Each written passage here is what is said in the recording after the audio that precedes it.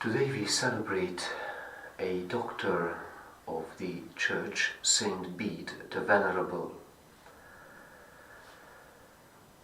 As mentioned in the introduction, often when someone who is not familiar with the saints, the life of the saints, when someone hears of a saint, a doctor of the Church, he feels, or we feel ourselves distant, far detached from his thoughts and from the age, because they are providing us with a theology which is so concentrated, so much immersed in God, that we don't feel that language as ours.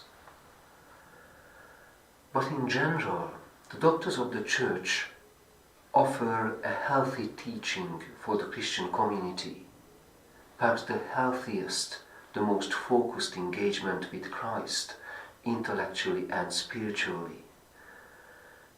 That's why it's so fruitful to invest in reading them and understanding them. But in terms of today's life, when our culture and even baptized people tend to forget this wonderful heritage, it's worth rediscovering the doctors of the Church and approach them in a fresh way. All of us want to live healthily, all of us want to have a good life, a healthy life, a balanced life. People are investing into healthy eating, learning about healthy recipes. And the same applies for the life of our soul. We would like to provide our body and our soul, our psyche, with the best things. And the healthiest nourishment, or one of the healthiest ingredients of a person's existential diet, as it were, is the teachings of the saints, the teaching of the doctors of the Church. And in view of what is said, how to rediscover this teaching and bring it closer to people, let us be challenged by a practical task. In what ways, if you were in charge of bringing the Eucharist, the Eucharistic adoration, to contemporary people who have hardly ever heard of Christ, not mentioning his Eucharistic presence, how would you translate this wonderful message for them?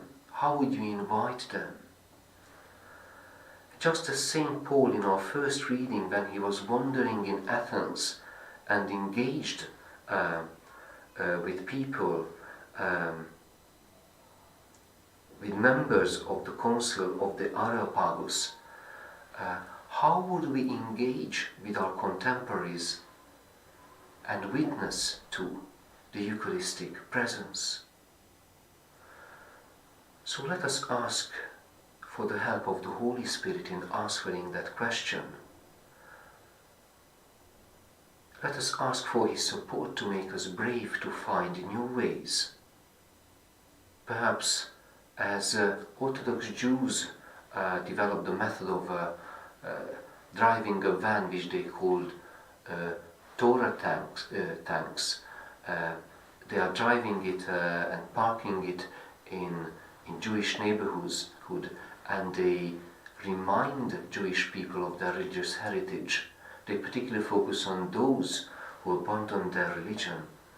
So may the good Lord give something similar creative ideas to bring music and to point to the Eucharist, to the Eucharistic Christ as our daily healer, who brings health in our modern world, to our modern lifestyle, when our consciousness and our heart is uploaded every day somewhere to the clouds, if not already fully uploaded, and we live with souls and lives evacuated from real life.